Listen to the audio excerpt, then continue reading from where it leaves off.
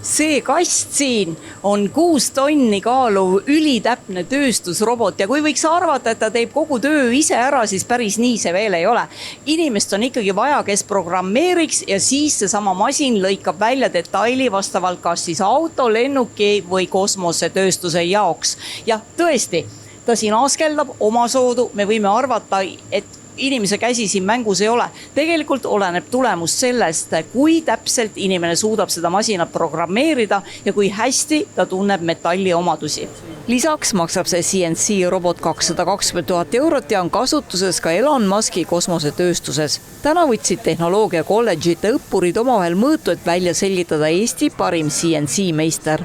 Selle meie uue 5-telelise masinaga saab valmistada nii peent meditsiinitehnikat kui ka ütleme nii kosmoseprogrammis kasutatavaid detaile, nii et väga lai ampluaa detaile, mida võib valmistada nende masinatega, aga jah, masinatööstuses on see kõige levinumad seadmed, mis praegu on olemas, jah. Eesti tööstused kasutavad CNC seadmeid igapäevaselt, näiteks toodetakse siin nii hambaarstidele hambafreeside detaile kui hydraulikaseadmete osasid. CNC pinkide operaatorite järgi on Eestis ülisuur nõudlus. Kogenud tegija palk jääb vahemikku 4000 kuni 5500 eurot. Tänapäeval ei tähenda tööstus enam ammu mutrivõtmeid ja õliseid tunkesid. Aina rohkem teeb kogu töö ära arvuti, aga siiski siia arvuti taha on vaja ka inimest. Pink ei tee midagi seda, mis sa ei ole talle käskinud teha. Et kui sa ei käski talle midagi teha, siis ta ei tee seda. Kui sa käskid midagi valesti, siis ta saad lõhuda pinki. Et see vea maksumus on meil võib-olla kõige suurem üldse kutsehariduses. No kui suur see võib olla siis? No meil näiteks selle pingi puhul on spindel 75 000 eurot ja selle võib panna viia MX-isse näiteks 2 rida unustad programmis ja siis võid viia MX-isse. Nii et kui mina võtaksin paar sellist 3 akordi, siis põhimõtteliselt oleks MX-i käik või? Ei, kui sa ei vajuta rohelisel nupule. See kõige olulisem nupp on see roheline, et startnupp, et kui sa starti ei vajuta, siis võid akordid siin mängida, jah.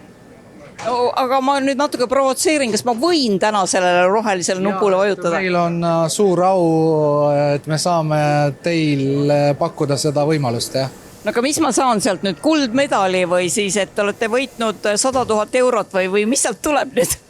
No tuleb, nutitelefon tuleb, kas või siis kosmose mingi detail. Erik-Risto Kremm on tehnoloogia kõrgkooli tudeng, kelle selja taga käisid meistrid vaatamas ja sosistamas, et sellest poisist saabki Eesti CNC meister. Frees-detaile tegelikult on absoluutselt igal pool. Neid kasutatakse väga laialdiselt. Ise ma olen ka tudengi vormeli tiimis ja seal me tegelikult toodamegi enamus vormelauto detaile just freespinkides, nii 3-teljelistes kui ka 5-teljelistes või siis erinevates treitööstuskeskustes, et nad on väga universaalsed ja head tööriistad.